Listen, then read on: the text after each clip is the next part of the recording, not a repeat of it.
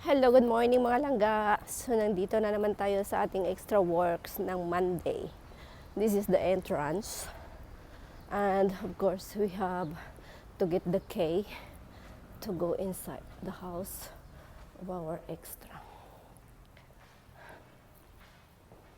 Hola! Buenos días! Los dos!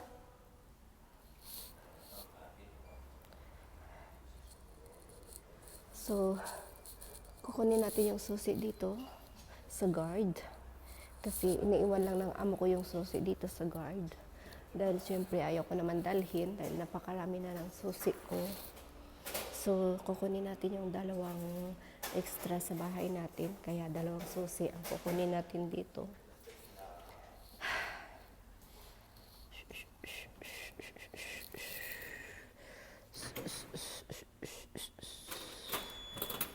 Andri. Oh, tanto llaves, eh. Gracias. Hasta luego.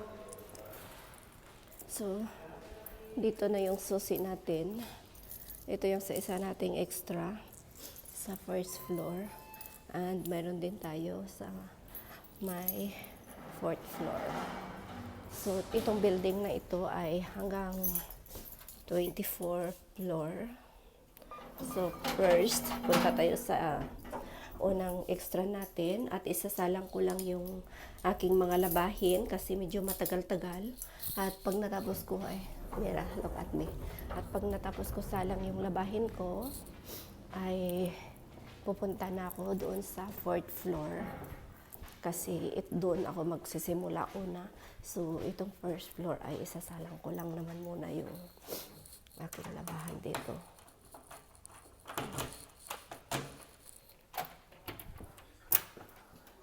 Hola!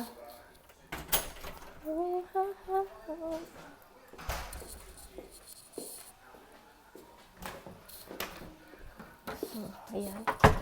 Magsasalang na tayo ng labahin natin dito. Ay! Patayin muna natin, mamaya ulit. Hello, good morning mga langga. So, nandito na naman tayo sa ating extra works ng Monday. This is the entrance. And of course, we have to get the key to go inside the house of our extra. Hola! Buenos días! Los dos!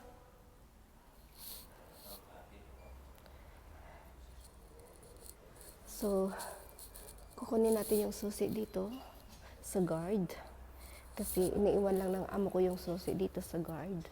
Dahil siyempre ayaw ko naman dalhin dahil napakarami na ng susi ko. So, kukunin natin yung dalawang extra sa bahay natin. Kaya dalawang susi ang kukunin natin dito.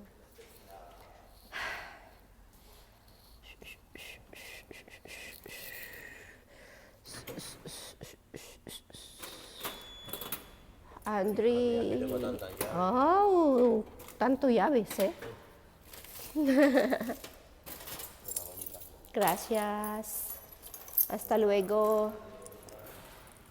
So, dito na yung susi natin. Ito yung sa isa nating extra sa first floor.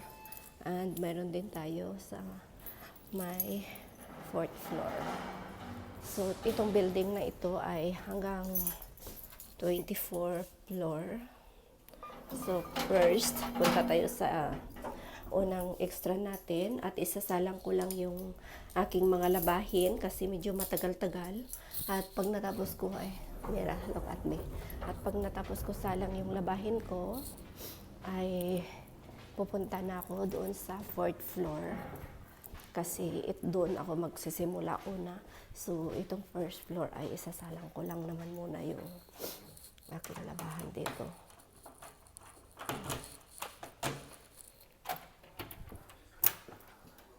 Hola! So,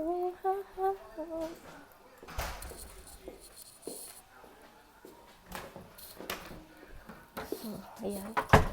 Magsasalang na tayo ng labahin natin dito. Ay. Patayin muna natin, mamaya ulit. Ngayon, naakyat na naman tayo sa 4th floor. Kasi dito tayo mag-uumpisa ng work natin. Okay. 4, 2, 3, 4. Yeah. Kasi dito tayo mag-uumpisa ng ating work. So, meron tayong susi para dito ulit.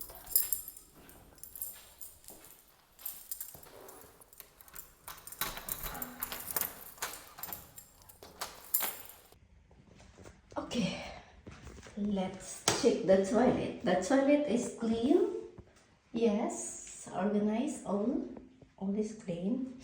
So here the toilet is done, and here is the bedroom is done. Done everything. Okay. Okay, so. And here is my salary. So every Friday, ito yung tinatanggap ko dito sa isang extra ko. At done. Ang kusina ay done. Yeah, okay. Everything is done. And here also is done. Everything. Ay, kalimutan. So, dito also is everything done. So, yeah. Finish all. It's time to go home na. Tapos ng ating 3 hours. Yes. 3 hours lang tayo mag-work dito. Pero, ayan. So, magluluto tayo ng puree, ng patatas. And then, gawin natin juice yan. And then, ito pa yung isa. Pakukulaan natin. Kasi ito yung lunch nila. And yan, nagulo. So, sa 3 oras natin, ito yung ating magiging work dito. So, kailangan mo lang bilisan. Kasi, tulad niyan, ayan, maglalaba ka pa. Yan, di ba, magwawashing. And then, magpa-plancha ka pa ng mga damit. So, mag-aayos ka pa ng kamay. Bueno, naayos ko na lahat. Kasi 3 room ito. So, kailangan kasi sa trabaho ganito na 3 oras lang ay mabilis ka kumilos para matapos mo lahat within 3 hours, di ba? Kasi syempre kailangan mo pang umalis, kailangan mo pang mag-work sa another house. So, yeah, that's my share for today mga langga. Bye.